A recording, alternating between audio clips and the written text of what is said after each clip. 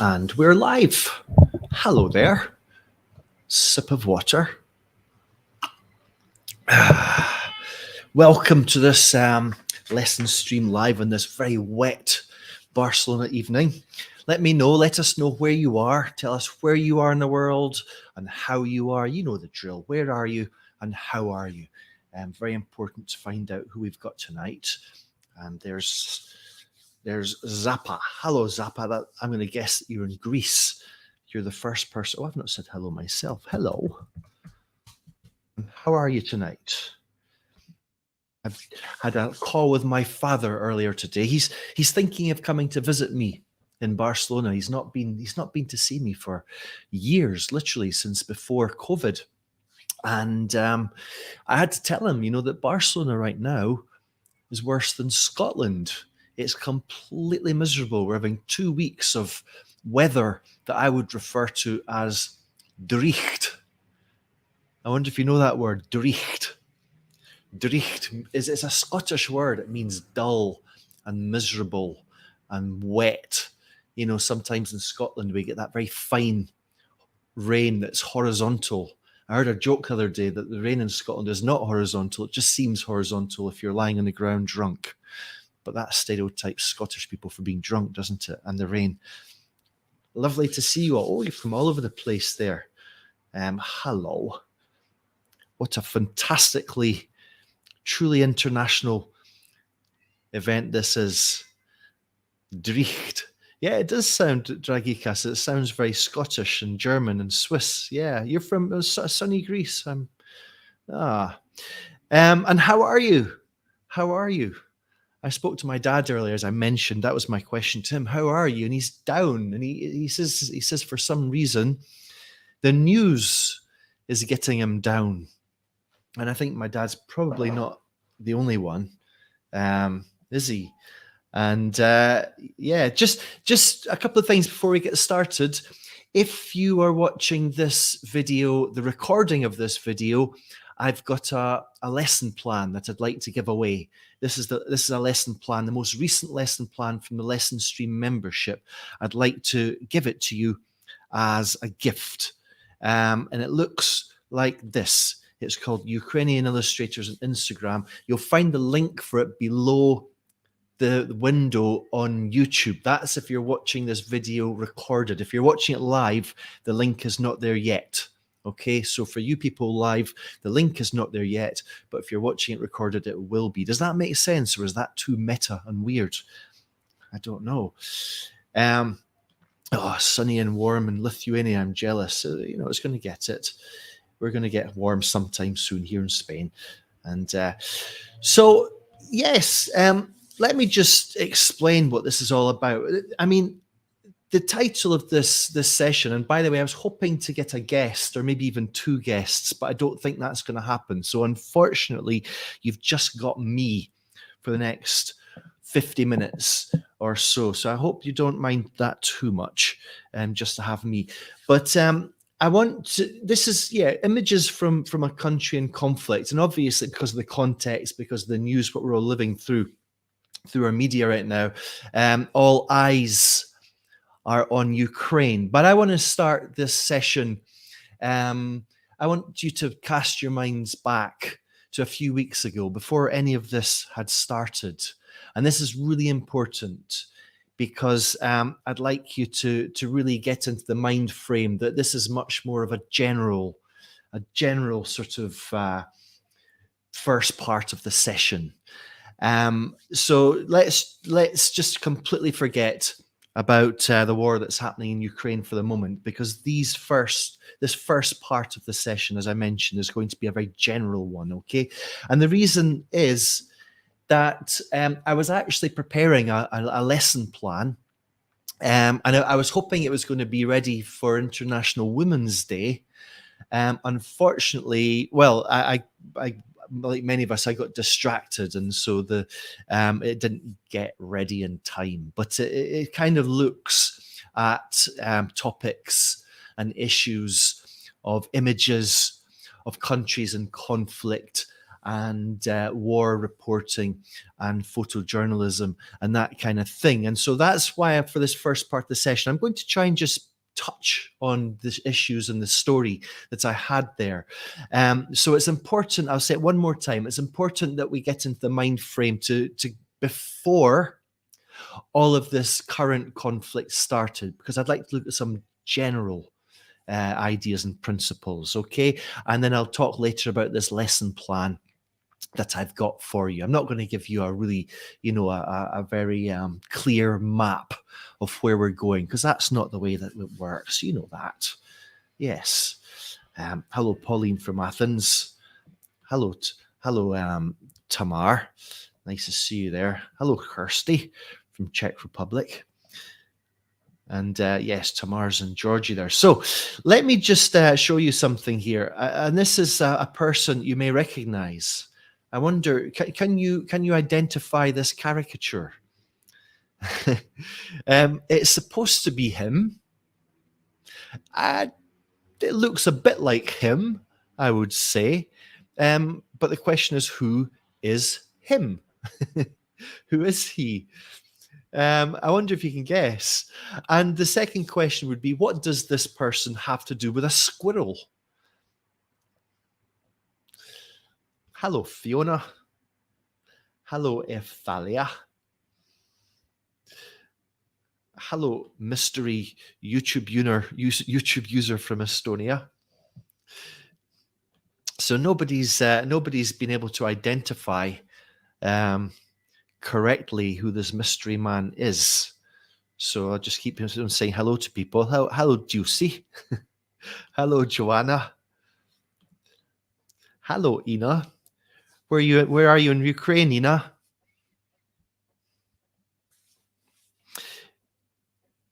So this is supposed to be Mark Zuckerberg. And Mark Zuckerberg is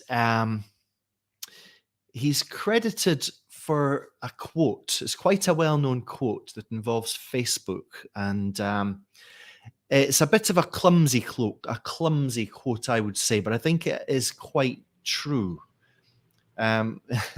So this, for years I thought it was Mark Zuckerberg. I for years I said Mark Zuckerberg. You know Mark Zuckerberg, founder, owner, and CEO of Facebook. And this is what he said once. He said that a squirrel dying in front of your house may be more relevant to your interests right now than people dying in Africa.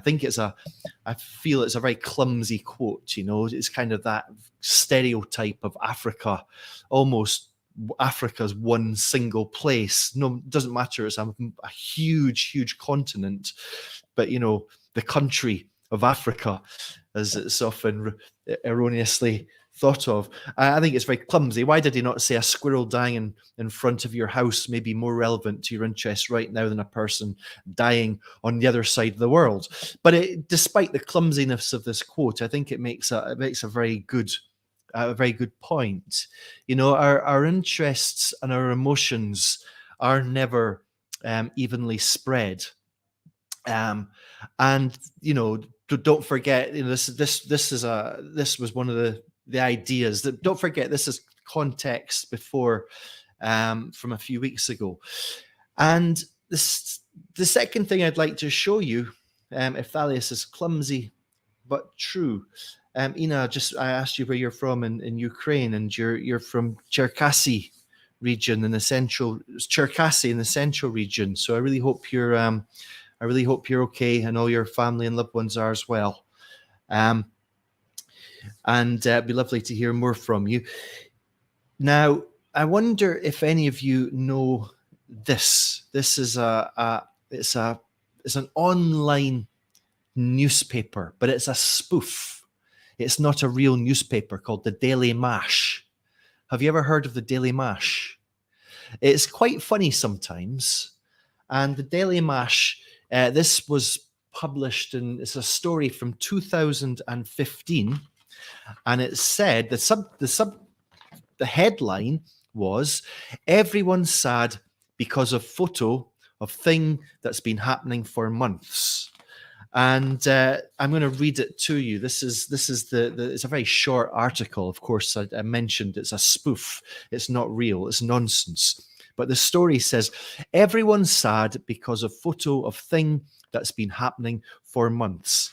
Okay, everyone is sad because a photo has emerged of a thing that has been happening several times a week for months. It's been confirmed that everyone kind of knew the thing was happening, but now they're very sad and angry because there's a photo of it. Martin Bishop from Hatfield, who I guess is a fictitious person, said, if only there wasn't a photo of the thing that's been happening for months, I wouldn't have to think about it. But now, according to the rules, now that there's a photo of the thing we all kind of knew was happening, something must be done.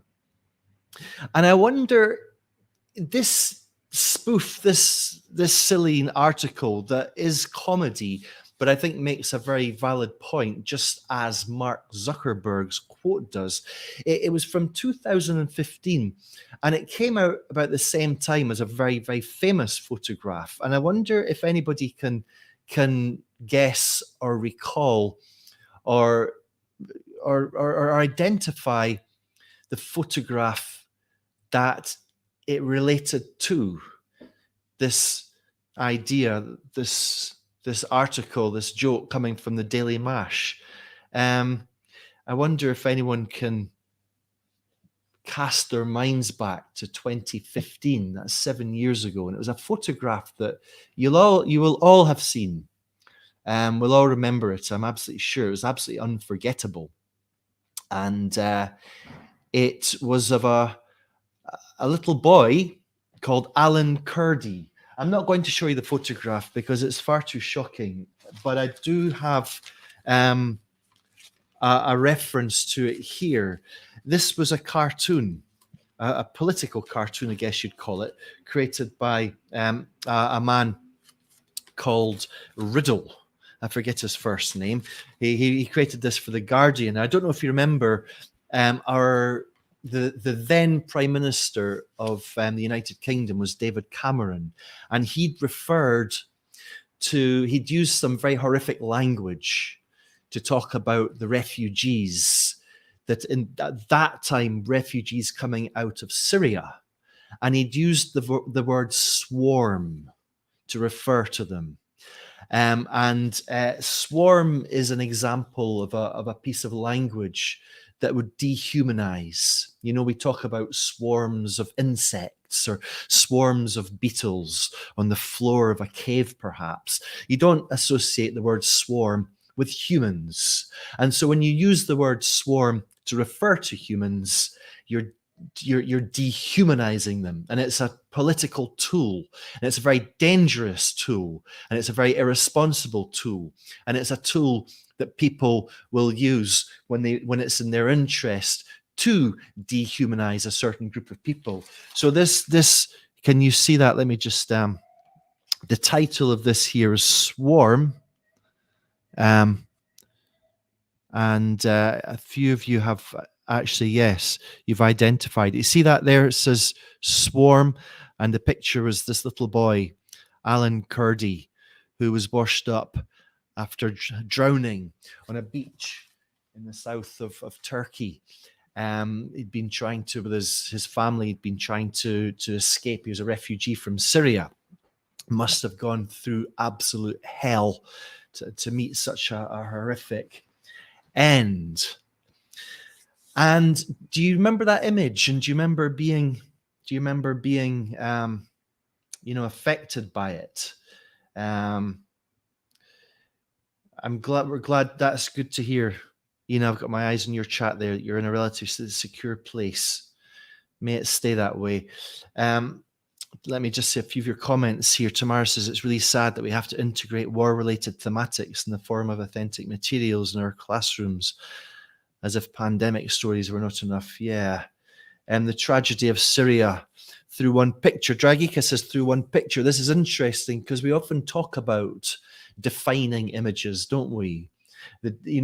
So often a war or a war-related, a conflict, let's say, can is so often defined by the images that come out of it.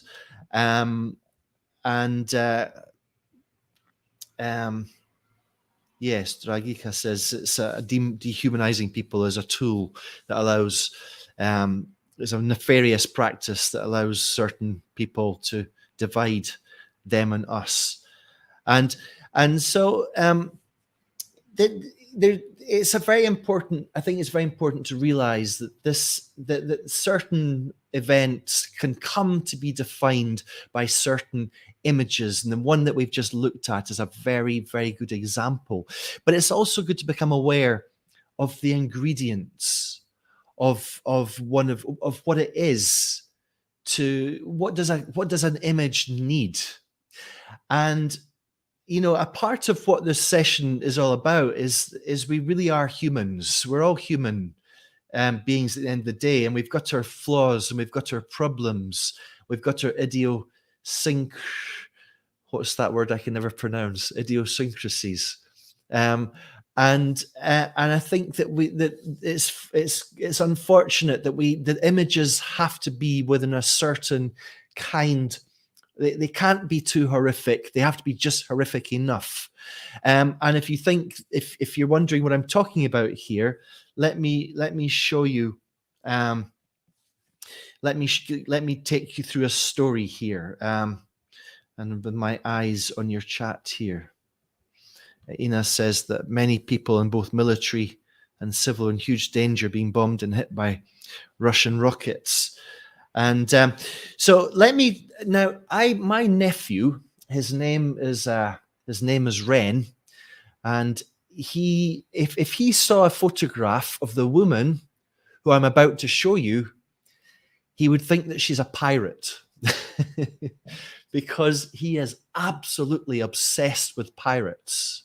And I'm going to show you a photograph, and if I showed the same photograph to my nephew Ren, he'd say, "Is she a pirate? Why?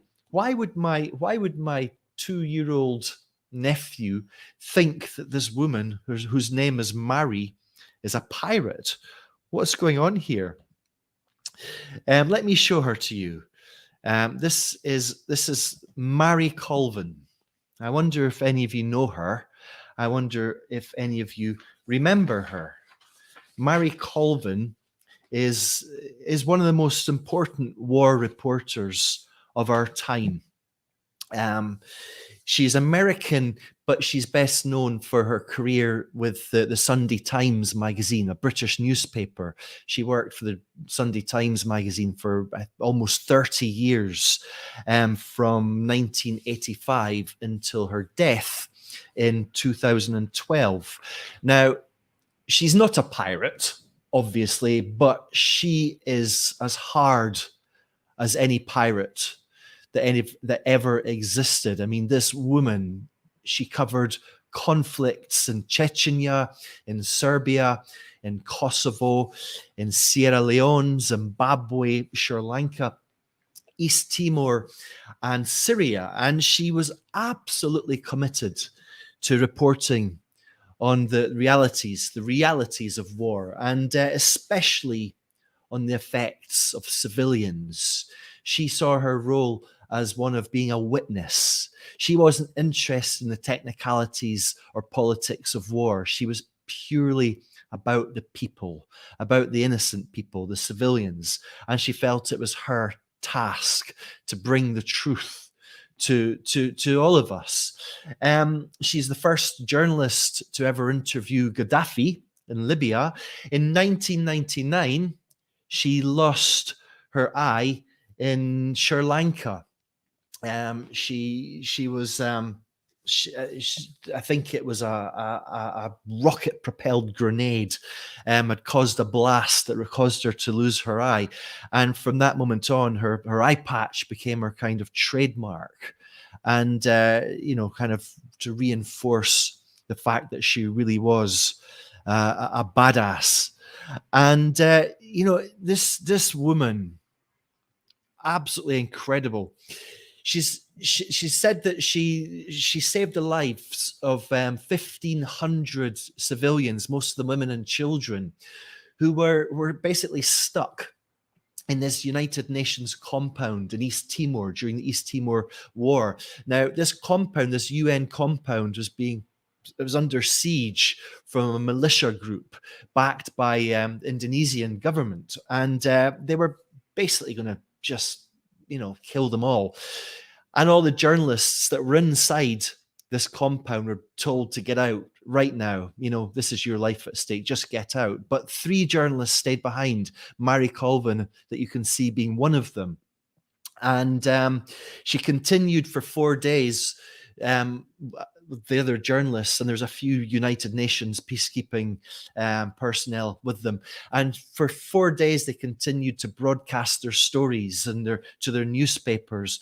And it was a result of those broadcasts that kind of forced the Indonesian government to cave in to the pressure, and eventually Australian peacekeeping forces moved in, and these civilians were taken by the peacekeeping forces. And so she's credited with saving the lives of 1,500 people, and it's just story after story after story. It's incredible, isn't it, that people who are in the military, they wear all these medals, not when they're fighting, of course, but when they're all dressed up and they're all dolled up for their fancy kind of ceremonies, and they have one side of their uniform all decorated with all these colored bands, and yet, this woman that you can see in front of you won so many awards that if a journalist were to wear medals in the way that any military person would, she would be as decorated as any of them. And she also, you probably wouldn't be at all surprised for me to tell you that she suffered incredibly. She suffered from post-traumatic stress disorder. You would, if you saw such horrific things happening in front of you, not every day of her life. She was based in London, so she'd go on these trips. But time and time again, it's going to get to you. And she really, really was a troubled person, as all of us would be. And she died in 1956 she died at the age of 56 in 2012. She was in a place where she really should not have been. She was in Syria. She was in this town here, which is the city of Homs, and she had her last broadcast on the 21st of February. It went out to BBC Channel 4, CNN, and ITN News, and basically she described the bombardment of civilians by the Syrian forces, and she said it was the worst conflict that she'd ever experienced in her life. Assad's forces claimed that they were not targeting civilians. She said, look, they absolutely are. It is an absolute lie of the, total lie. The next day, unfortunately, she, along with a French photojournalist called Remy Ochlik, they both died. They were caught. They were not actually, as you might think, caught in the crossfire. They were actually targeted by the Syrian government, and they were shelled. The Syrian government knew where they were, and this was later demonstrated by a US court. And so that's the story, the very sad story of this war reporter who had, too much courage, somebody would say, too much bravery. It's a very, very complicated individual, as we can all probably guess. There's some great books and a good film about her. I really recommend this film about her life, if you've never seen it before. And Nellie, I've just seen that you're here. I've been speaking with Nellie. I think that, I told you at the start of this that I wanted you to cast your mind back to the days before the start of the current conflict in Ukraine, because that's what this was all about. This is what I wanted to kind of look at, about images from different conflict zones, and how so often, going back to this idea that, we're just human beings. We can't be too hard on ourselves sometimes. We can, as Mark Zuckerberg demonstrated, be more bothered by a squirrel than the plight of some suffering people that we know nothing about. And I think we do tend to be very passive. We tend to be very passive in the media that we consume, don't we? I think, does anybody feel the same way as me about where we're at right now? I spoke to my dad, and my dad said, I said, "How are you, Dad?" Because I hadn't spoken to him for a while. He says, "Oh, I'm really down." I said, "Why is that?" He says, "Oh, it's terrible. It's terrible what's coming from Ukraine." And we all feel this. We absolutely do. And I wonder if my dad actually said, and it's funny, I've never felt this way before. We've had war in Syria, which was an absolute horrific war. And I think my big fear is that the war in Ukraine is I'm not going to say that, but it's because we are all of us, no matter, we've all got maybe our interests of things that we follow. I went to Myanmar 2.5 years ago, and I spent a lovely 2 months there. It was the last holiday I had. And a few months after I left, there was a military junta, a coup. The military, which is actually almost a different class. Well, it is. It's a different. It's like the KGB was a different class of almost a different regime. Is that the best way I could describe it? Similarly, the military in Myanmar had decided that their little project and democracy should come to an end, and they did so. And for a number of weeks and months, and still am when I think about it, all the lovely people that I met, I was completely depressed. I wrote a blog post about it. It's on the LessonStream blog, and it was just, I felt so depressed that nobody else seemed to know about it. I wouldn't want to say nobody else cared about it. It's just that nobody else seemed to know about it.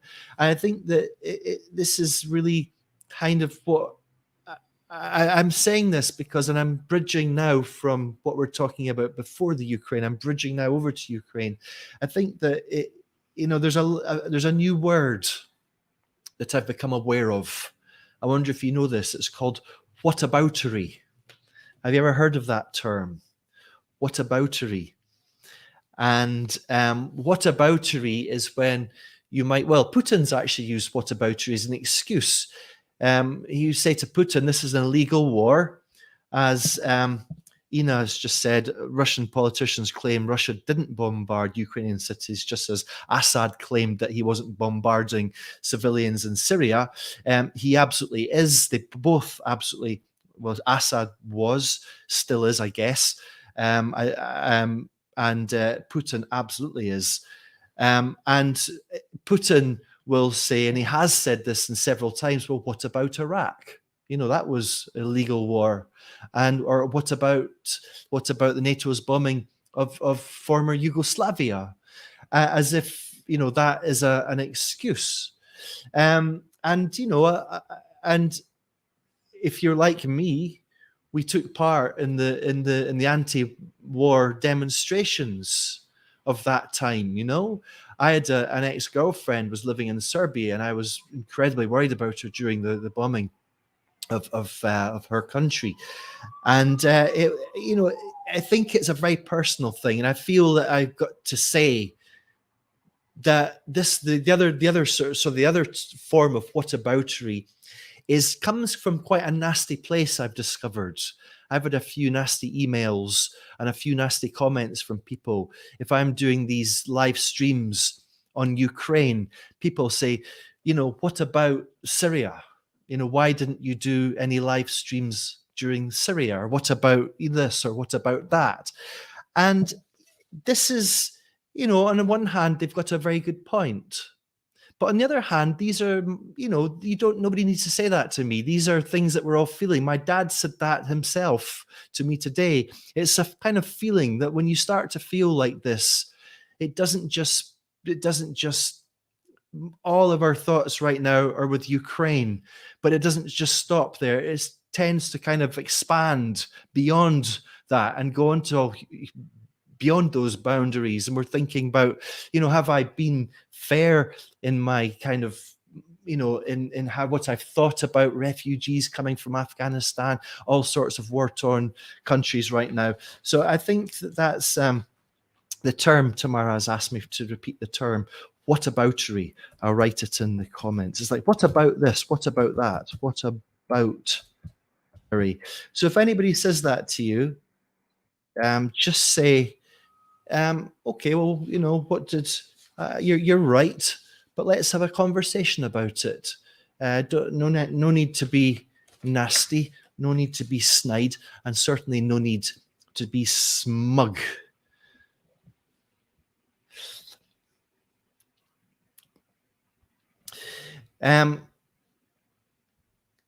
I referred to Lydia as former Yugoslavia. I am not differentiating between anything there for the purposes of this, just in response to your and I mentioned Serbia because my girlfriend, very specifically, my girlfriend was from Serbia. This I think this is maybe, this is not getting into the politics of it.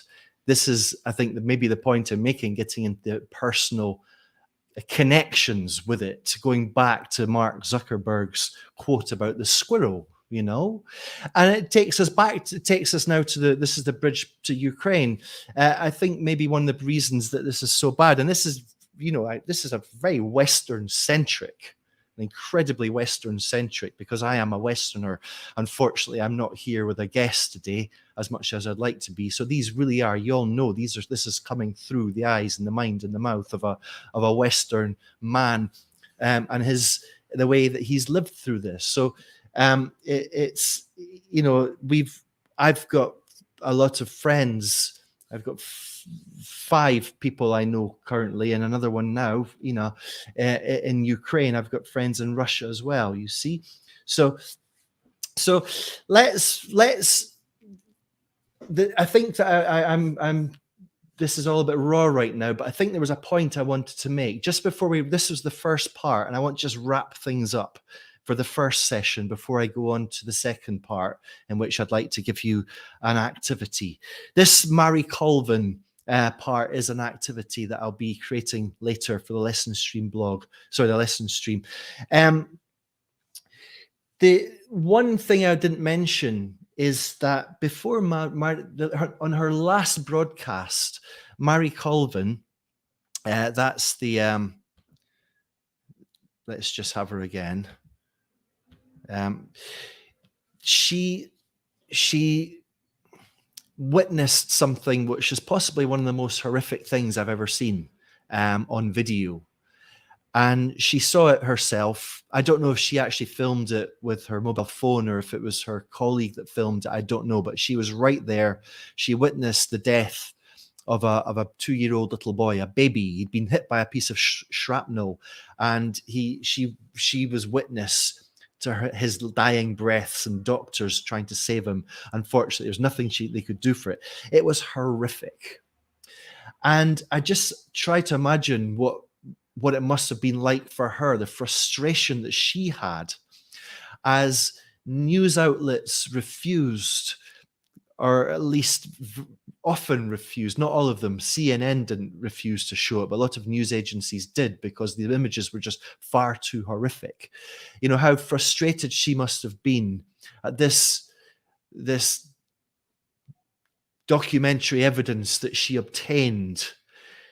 As horrific it was, it really should have given us a glimpse into the horrors and the suffering that was going on in Syria at that time, because any journalist knows that it is these images that come to people that make the difference. And yet here is this, not being shown by the media. And so this was this idea that I wanted to kind of put to you, that the images that come from conflict as we move through Ukraine, we have to bear in mind that, they're curated, aren't they? They fall into there's certain ingredients for the images, that they have to be horrific, they have to be emotional, they have to really show us the horrors, but they can't be too horrific. Otherwise, we won't see them. It's a very, very bizarre, very weird way that the media has to work. But that is a reflection of who we are as human beings. And that is the way it is. Yes, Enos asked for, it's Mary Colvin. Mary Colvin. Listen, I'm going to, you'll be able to watch this video, a recording of it on YouTube at the same link. I'll put some of these things underneath in the description, all right? They're not there yet, but yes, Mary Colvin, but they will be later. Okay, I don't know, is there anything you would like to say? Just a pause here, any conclusions you'd like to make? I know that my just to wrap things up, my conclusions really, I think what I wanted to say was that, a war, a conflict, what comes out of a country or a nation or any place at conflict is images which will so often define it. And we as human beings, we being sort of passive consumers of the media, I think that we don't often have control of our emotions for it, but we shouldn't be too harsh on ourselves for that, because we are just human after all. But I think that we should be aware of this, as this is, I guess, media literacy, to be able to be critical of what we're seeing and what we're not seeing as well. So I think that's really just what I wanted to say, wrapped up in the story of this fantastic woman that was going to be my International Women's Day lesson plan, which will be uploaded in this time next year. If anyone else would like to say anything that kind of wraps this up, this first part as a conclusion, please do say. Yes. So last week I spent about 3 whole days trying to work through, trying to find some stories coming out of Ukraine that would make a good lesson plan. I want something which would be not horrific, but touch on the humanity, something relating to the civilians in Ukraine, like Ina, and maybe what Ina's going through. And Ina, by the way, let me just, I think it's interesting that you're with us, Ina. If you'd like to join us on the screen later, you're very willing to do so. Ina, if you'd like to just let me know, but if maybe you're too shy, no problem at all. But it'd be after presenting this activity, it might be quite interesting to hear your thoughts. It would be lovely to meet you, but no pressure, okay? So after 3 whole days of sifting through all sorts of images, videos, stories, articles, reports, podcasts, and driving myself a bit crazy and pushing myself into a state of depression, I learned that there's a community of illustrators Ukrainian illustrators, young Ukrainian illustrators. And when I say young, most of them in their 20s, that's young to me. And they've been capturing their emotions and their thoughts and their experiences and sharing them through their work. And in a moment, I'm going to introduce you to 4 of them. I'm going to introduce you to Romana, Olga, Yevgenia, I don't know if I've got her name right, and Maria. And you're going to meet them through their work. but just before I do so, let's just work through this lesson plan. Let me show you how this is going to work. All right. Now, yes. So, Ukrainian illustrators Instagram. Now, I'm going to pretend that you're my students. Okay, behave. And you're going to have to forgive me for it. I hope I'm not going to patronize you. The first part of this will not work for you because you know where we're going. But what you're going to do is you're going to show your students some images and you're going to ask them to guess or suggest what they have in common. So let me show you some of these images. Image number 1 looks like this. And you could ask your students to guess. So you could ask them questions like, what do you see here? Tell me what you see. Say what you see. What do you think it means? What's the story behind it, perhaps? What does this image that you see have in common with this image? Maybe it was created by the same person. It wasn't. And there's actually a number of things that these images have in common. And by the way, bear in mind that your students don't know that this has got anything to do with Ukraine. They don't know it's got anything to do with illustrators. So what do these images have in common? Well, number 1, they're all the genre. They are illustrations. They're illustrations. That's a giveaway, isn't it? This third one makes it easy. Or at least easier. So number 1, they're all illustrations. Number 2, they have all been created by Ukrainian illustrators. Number 3, they're all Ukrainian illustrators that share their work on Instagram. And number 4, they have all been created, these illustrations have all been created in the last 3 weeks since Putin began his invasion on their country. So that's the way in. It's very important, I think, that your students get to see some example illustrations so they have an idea for the genre of the type of image that we're working with. Is on a more general level, we can call them artists, but as far as I'm aware, all of these professionals refer to themselves as illustrators. We tend to think of illustrators of people who create illustrations for books, illustrations to accompany text, to enhance the text. And in this case, they're very specifically illustrating their experiences, their emotions, and their thoughts. And I think that's very important. Now, let me just, hello, Pedro.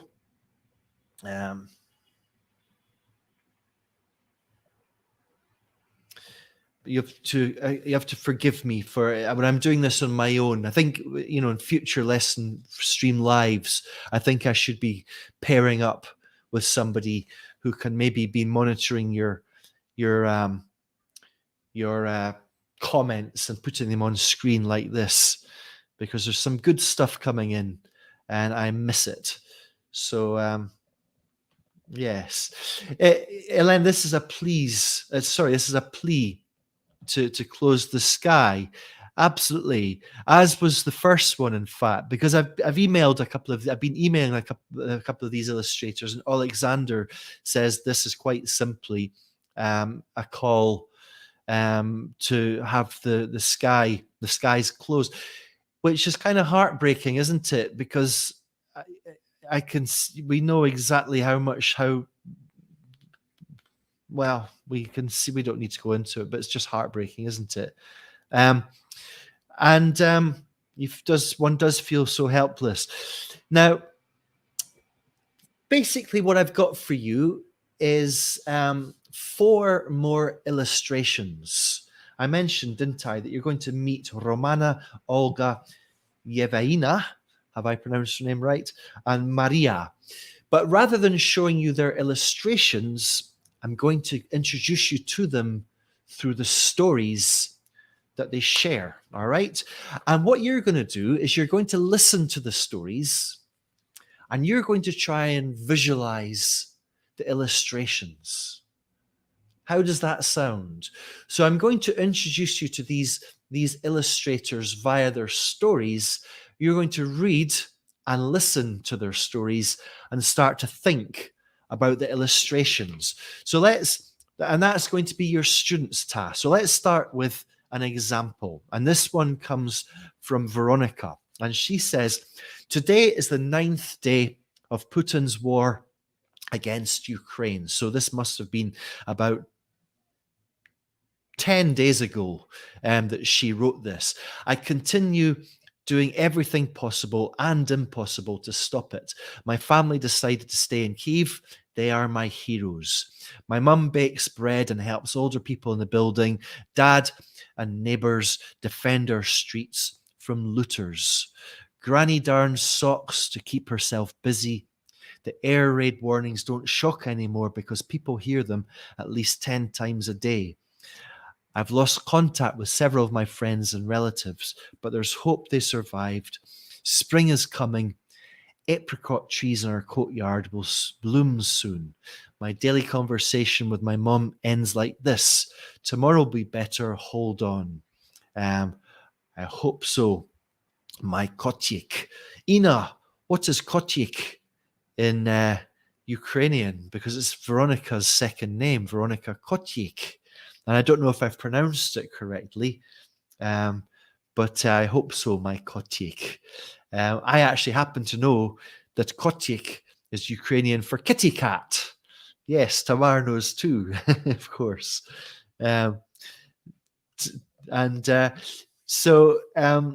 Small cat.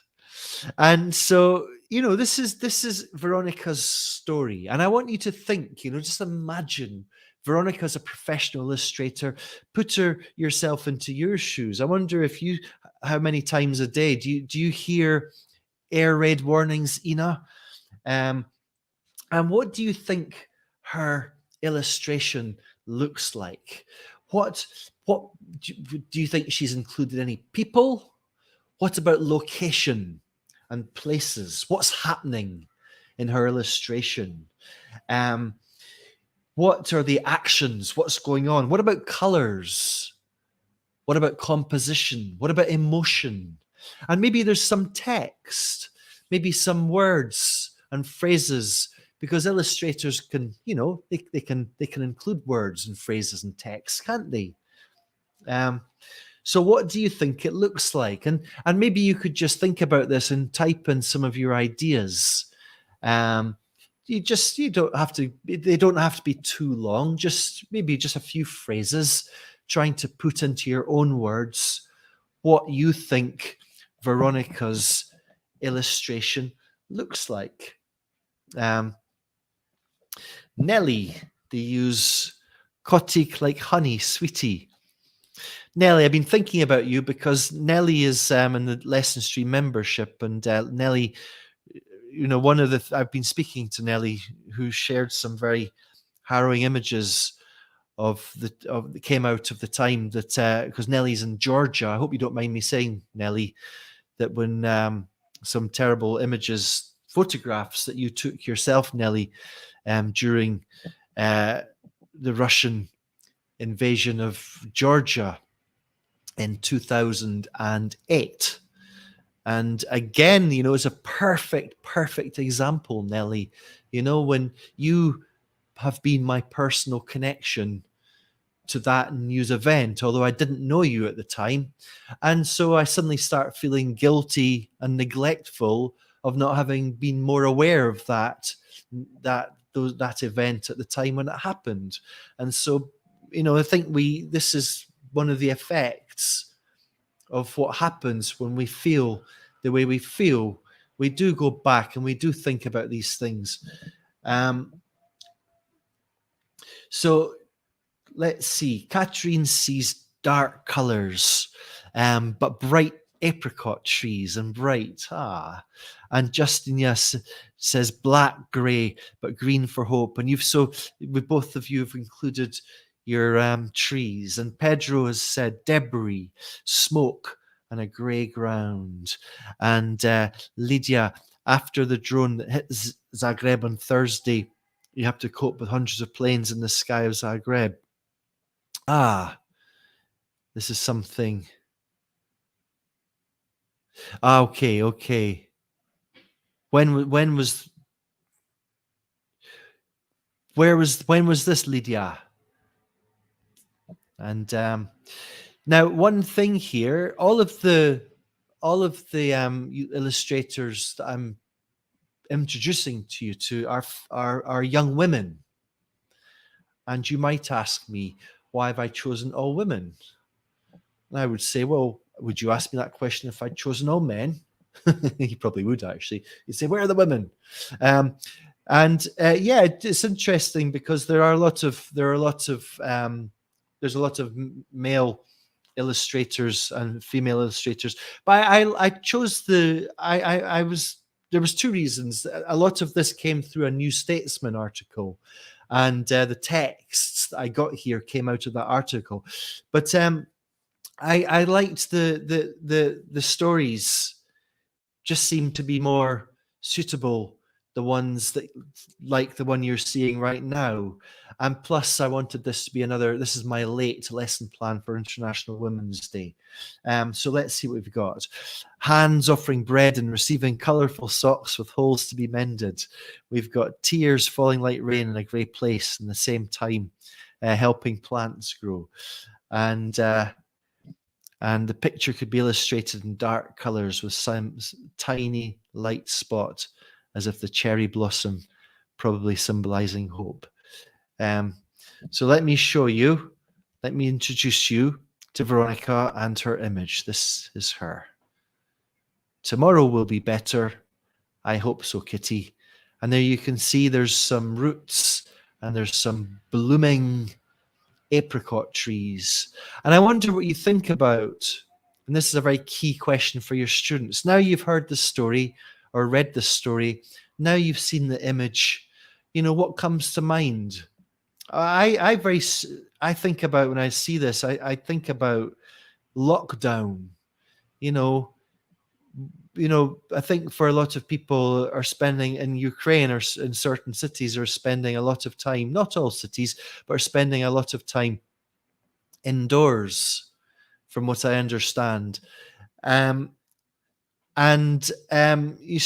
we can connect this to lockdown completely, not saying it's lockdown was comparable in what they're going through in Ukraine, but it's a personal sort of way of understanding it, how bad it was to go through lockdown, how much worse it must be to be in Ukraine right now. And you think of all these poor people. I'm thinking especially maybe of elderly people who, lived through lockdown, could just come through COVID and thought they were going through some freedom now, only to have to go through what they're going through. It's heartbreaking, isn't it? Okay, so that's the idea. This would be my idea, to go through this as a whole group. Now we're going to rush through the next few. Okay. Number 2, this is Romana. Lydia, sorry, you mentioned this was reference to the atrocity that you mentioned before. But when was this? This was 1998, 99, was it? So let's just go through these. These are some latecomers here. So this is Romana. I was born in Kiev, and when the war began, I decided to stay. In my apartment, we put boards on the windows and made a sleeping place in the hallway. Friends keep asking, are you safe? How can I be safe when Putin wants to burn my motherland to the ground? I ask for help, not for a powerless nation, but from all the brave hearts here who will fight until the victory of Ukraine. And again, we ask students, what do you see? Can you visualize some kind of illustration? Of course, you're not asking them to really predict. You're asking them to go into their own mind, put themselves into Romana's shoes, and start to think, what could this illustration look like? If you were going to illustrate this experience, what would it look like? The people, the places, the actions, what's happening, the color, the emotion, the composition, and any language. So, sorry, Lydia, I'm going to have to go back to this. I think you're talking about something I'm not aware of. So I'm going to have to go back to this. And I will do, all right? So apologies. Let me introduce you to Romana through, and again, so this is quite an angry one, isn't it? And I think you can probably imagine, and I had to be very, very careful when I got in touch with these illustrators. I coordinated it through Olga, who you're going to meet in a moment, because something I've discovered through working with Orist, through many of you met last week, is, and Ina, maybe you can confirm this, that our friends in Ukraine are being inundated by texts and emails from people asking if they're safe. And I think that Romana's reply is, well, I might be okay right now, but in a general way, no, I'm not safe. And this is being vented as frustration. And so again, you're asking your students to, comment on what they see now that they've heard the story, and that could be maybe my kind of offering if I was a student. Number 2, Olga's from Kharkiv, which has undergone some terrible, terrible bombardment. 2 weeks before the war began, Olga went to Mexico to see a friend. Being away from those you love in such a terrible time is hard. There's a constant bombing when my parents are near. At first, I felt hopeless. Sometimes I still feel guilty that they see horror while I see a peaceful sky. But I realize I can give them my best support, even from another confidant. Knowing you're not alone helps a lot. Olga's the illustrator that I've worked with in order to get permissions for this. So thank you very much to Olga. And let me, again, you're asking students to visualize. This is what Olga's piece looks like, which again, you'll notice that the colors there are very relevant. 2 more, Yevgeny. Ina, just give me a yes or a no. Would you like to come on screen, Ina? So I made my image in a bomb shelter in my own old primary school. Imagine that. These days we say in Ukraine that "how are you" is a way to say "I love you." More than 500,000 people have become refugees. Right now, I think that's maybe 2.5 million. Am I right? Families are separated. Buses carrying women and children are being shelled. Checking that your loved ones are alive has become a morning ritual. I'm afraid that if the war lasts longer, people will get used to it and switching to something else. Please don't stop supporting Ukraine. Let me show you Yevgenia's photograph. I'm still not sure if I pronounced her name correctly. There's this sort of collage of everybody on their mobile phones, which we do all the time, but this is so different, isn't it? And I find this very kind of quite, you can understand that you go through different phases. And again, I would not want to say that this is even comparable, but as a way of kind of making sense of it, do you remember the first few weeks when we went through, lockdown? I remember going to the groceries and coming back and going through these rituals of washing groceries, and things change. You go through these different behaviors and states of mind. And so to understand the kind of different rituals, routines, thoughts and states of mind that our friends in Ukraine must be going through right now. And Yevgenia said that she's worried that people stop doing this, because if that happens, that means people are getting maybe, I don't know, complacent. We can just trying to understand it. Yes, over 2 million. The last one, Maria, we had to flee from Kyiv on 25th February. We weren't ready. We didn't believe that war would happen at all. We had just bought a car and planned to travel around Ukraine. So Maria this should have been a time that she was happy, perhaps with a partner and certainly with a new dog. Our dog is adopted and he's anxious. We'd planned to get him used to the car gradually. Instead, Our first trip lasted more than 16 hours. The traffic was insane and we hadn't had much to sleep. We took two of my friends with their dog and it was hell for both animals as they didn't get on. We spent 2 days driving and finally reached our destination, Chernivtsi, a city in the west of Ukraine where I have relatives. I didn't want to be a refugee. We left our home hoping we can return, but obviously not knowing. Let me introduce you to Maria, whose piece looks like this. Now, I'm going to let me just show you something. If you use this activity with your students, and I mentioned to you that I will be sharing the plan, I'll be sending you an email with this lesson plan tomorrow. But if you're watching this on YouTube, or if you're not on my mailing list, just come back to this YouTube video tomorrow and the link will be underneath the screen. Okay, so you'll be able to download the PDF. This is in the LessonStream membership, but I want to give it to you, to non-members as well. Let me just show you something here. I don't know if are you all Instagrammers?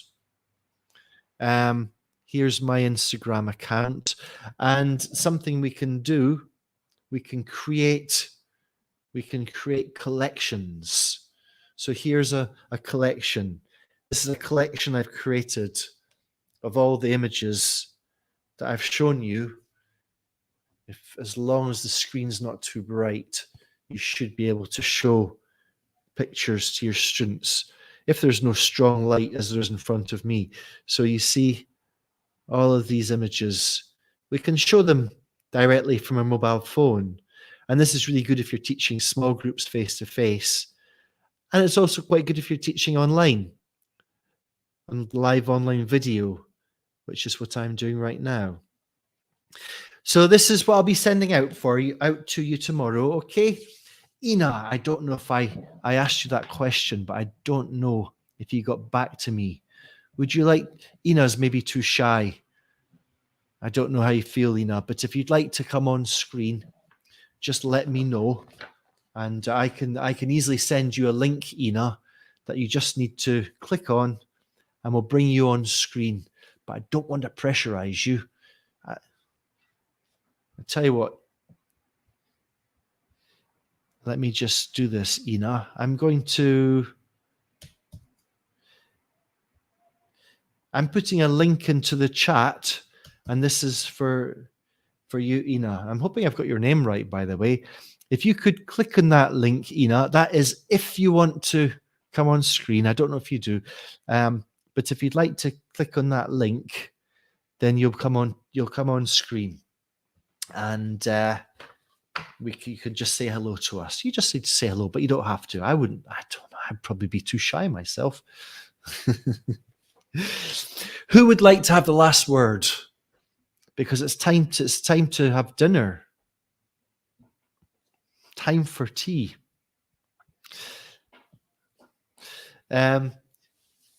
Listen, there is something I'd like to. I'm thinking of. I'm thinking of some kind of. What do we call it? Let me just tell you. I have an idea for. What's my mind has gone blank, for a fundraising event to help with the humanitarian cause. Okay, I'm not going to tell you what the idea is yet, but watch this space. Okay, I'll be letting you all know through an email. And what I'm looking for a charity right now that could maybe help the refugee crisis. And I believe that it goes without saying that there's refugees coming from the problems, not just the Ukraine right now. So this would be to be for to help the Ukrainian refugees and other refugees as well that are coming out of war-torn conflicted place. Look, now I'm going to. Hello, Ina. Now, we've officially got Ina on screen, but let me just see if I can. Let's see. Now, unfortunately, Ina, I can't. I think you've got to be the one that turns on your microphone and turns on your video. I wonder if you can see. Oh, that's good. Yes, I think you've worked it out. We can hear you. Yes. Hello. Nice to hear you. Hello. How did you manage to turn on the microphone? Would you like to turn on the video as well? But if you've got a video camcorder, is that possible?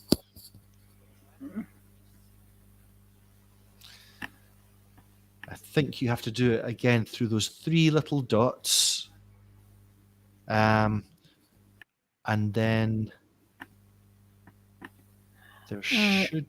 Jimmy, I'm in not. I'm in a room where we can't switch on. We can't switch on our. That's okay. That's okay because we can hear you, and that's the important thing. How are you, Ina? Tell us again where you are. I'm just okay now. I'm in relatively safe place, but sometimes I feel anxiety because of situation and I'm going to ask you a quick favor, Ina. yes. Could you close? Are you watching on YouTube or Facebook? Okay. Were you watching before you joined us today? Were you watching on Facebook or YouTube?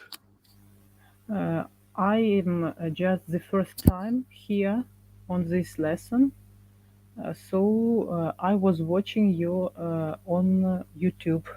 Okay. Could you close the tab on your browser with the YouTube open? Because we're getting some feedback. Feedback. So if you Just a could minute. close. I need to close YouTube, yes? Yeah. And then we will be able to hear you very clearly. I can see you in StreamYard. Perfect. So you've closed YouTube, yeah? Yes, yes. That's better. So I'm sorry I interrupted you before. Tell us again, how are you? I'm just okay now. I'm in a relatively safe place, but I feel anxiety about situation, about people who are in great danger. We heard today that many people were bombed in Mariupol in a drama theater, and our president was saying about it, and we are quite worried about the situation because it's very dangerous, as I see. Do you did you relate to any of the stories that we looked at from the Ukrainian illustrators? For example, do you hear air raid sirens? Yes, yes, I was related to the story about sirens, to the story about messages, and sometimes I feel great anger, like on the second picture. Mm. And so I guess it's a lot of time on Telegram or on WhatsApp or on Facebook, making sure friends are okay and speaking with family members and speaking with Yes, friends. Is that right? yes, it was very common practice in my life and about my friends, relatives. We were staying in Kiev for 5 days, and then one volunteer helped us to leave Kiev, and now we in another region. It's about 2,000 or no, 200 kilometers from Kiev. And I'm very worried about people in Kiev, in Sumy, in Mariupol, in Kharkiv, in all regions. They are bombarded and hit by rockets, and it's a very big tragedy for Ukrainians because innocent people, from pregnant to old elderly people, are suffering, and despite of millions of people left Ukraine, but very very many people can't do this. Many of my acquaintances say that they can't leave their native towns, cities, villages, and we hope and we see that European and world people support us. I get a letter from my colleague in Germany, and he asked me if we need some support or something like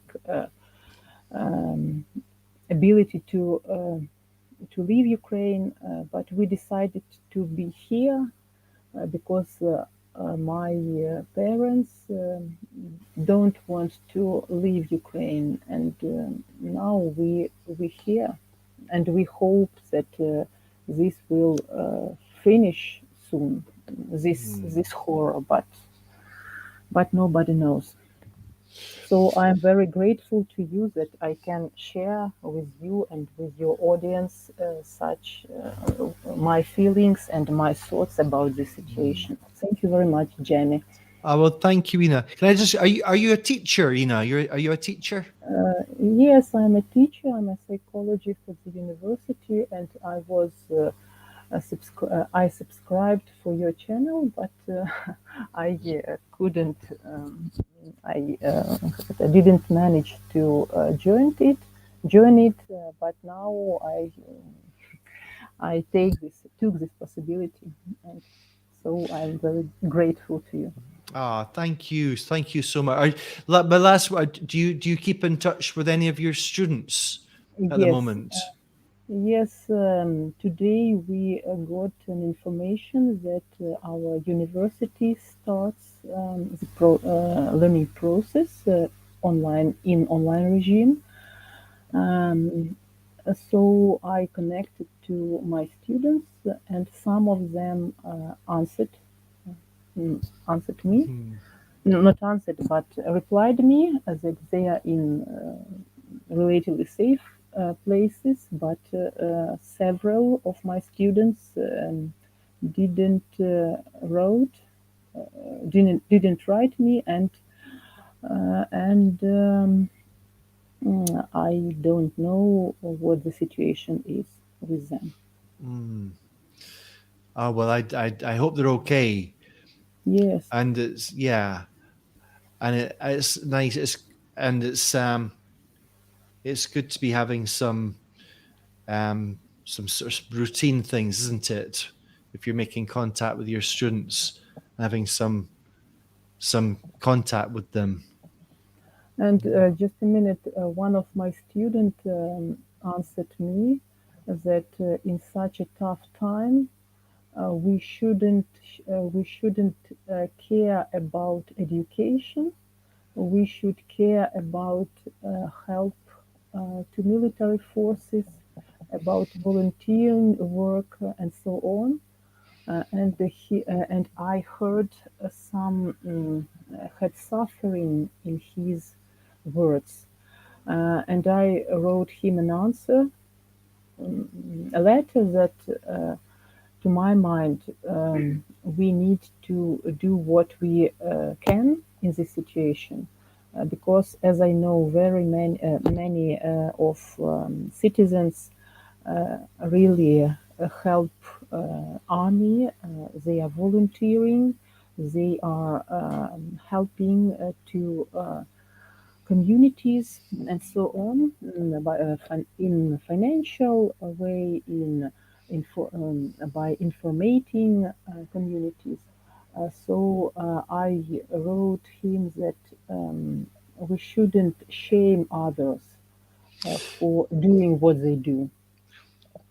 That's And that's a, yes, people deal with different things in different ways. You're absolutely right.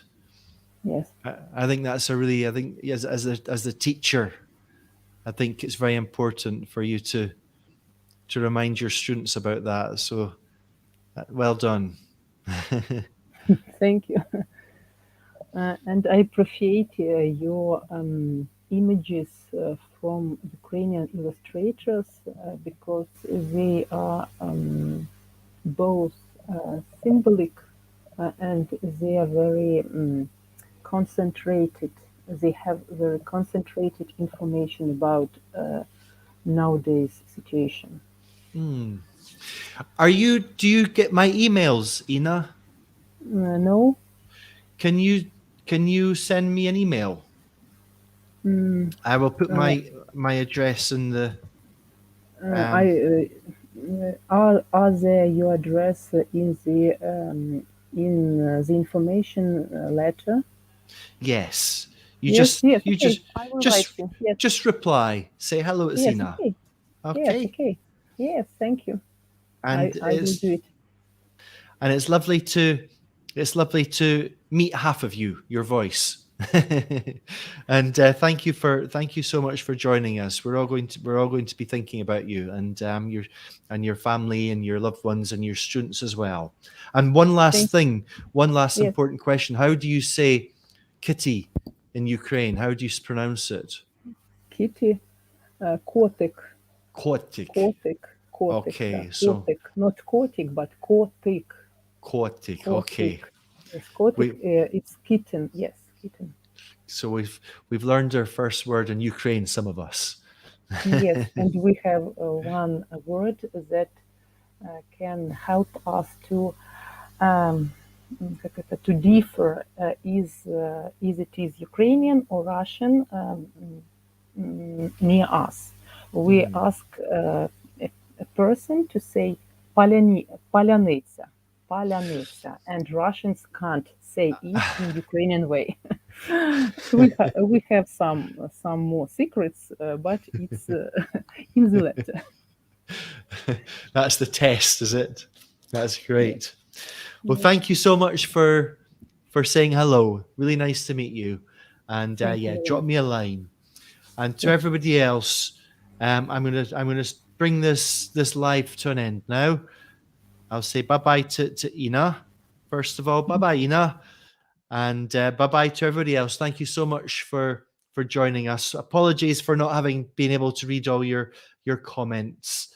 Um, thank you so much for sticking through with this lesson plan to come. All right, have a great evening, and I hope you're all well and stay safe. All right, bye bye.